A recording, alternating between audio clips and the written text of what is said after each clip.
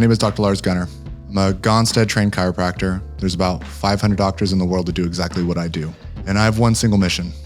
I believe in a world where people have the tools and knowledge to take control of their own health and their own life. And everything that I do, write, and speak on is meant to advance this mission. Number two of the reason why your practice is not growing the way you want it to. Your technique probably sucks. Another way, your art probably isn't good enough yet. And that's not a dig. It takes a long time to learn this. You've heard the phrase 10,000 hours of practice in order to get expert level. I would actually say I prefer Benjamin Hardy's analysis of that. It's not 10,000 hours, it's 10,000 iterations. 10,000 of the applied application, of the art, of the report of findings, of the storytelling. How do you actually perfect that is through the iterative process. And in school and young doctorhood, you just don't have the reps. So a way to help this and fix this is find a mentor, find someone that's actually very good at what they do. Find someone that you want to reproduce what they're doing. Are they doing 30 patients a day, 50 patients a day, 100 patients a day? All of them can do practice at a high level. It just kind of depends on what you want. What you want is what matters. You don't have to be like anyone else, but find someone that has your results, get excited about it, and learn what they do. And this isn't a fake it until you make it thing, because nothing worth having or nothing lasting is fake.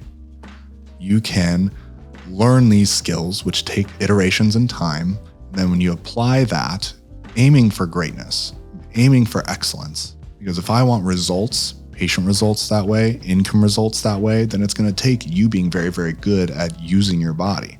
It's a physical science. It's a physical application. So you got to be in shape. You have to be strong, but not that strong. Women are just as great, if not better. They have more finesse. You have to be strong. You have to know how to use leverage. You have to be fast. You have to be specific. If you're able to do those things at a really, really high level, you can open your office in an alley and people would ask, which alley? You can practice out of the back of your car if you wanted to, because it's so rare. But that's actually just the measure of what everything is now. Everybody is so okay with being mediocre. So if you are not okay with being mediocre and you will demand yourself to be better at your art, demand yourself to be better at your application, you'll have better results in the outcome process, you have better results in how you feel about yourself, and you have better results in your income house. It's all going to feed itself. There's a big thing in chiropractic that is fought about and not fought about is technique. Like it's bad to say someone has bad technique, or that they're sloppy, or that they're weak, when we would expect no different from other surgeons. There's certain surgeons that are great, certain surgeons that are specialized. The knee guy just does knees. You want to go to the shoulder guy that only does shoulders all day? Like his technique is solid. You don't want the guy that's a dermatologist that says he'll give you a hip replacement. It doesn't make sense. So the same thing goes for us. It's if we are wanting excellence as far as all of our results in our life, our lead indicators on how we actually do things and apply things, like surgical precision of I got to be really, really good at how I apply this and how I step into this new role that I'm going to be. So it's okay to suck.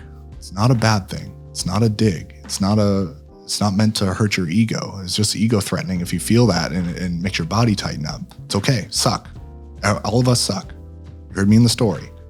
But if we hinge on the belief around mentors around us that they want to help us succeed and they have results that we can reproduce and we believe that they can reproduce, then just go do the things. So really circling back, you want to be the guy or the gal that has rock solid technique, rock solid art, working off of lists, working off of systems. Doesn't mean you have to do Gonstead, doesn't mean you have to do upper cervical. I'd say those are ways that have been proven to help healing facilitate very quickly. But there are also other things out there. It's not meant to be dogmatic. It's meant to be find something that's applied, a list, a system of rhyme and reason that you can reproduce over time that is scientific. Pilots have lists. That's why they go through lists, pre-launch, checklists to make sure it gets in the air and is able to land. Surgeons do checklists so they don't leave instruments in you.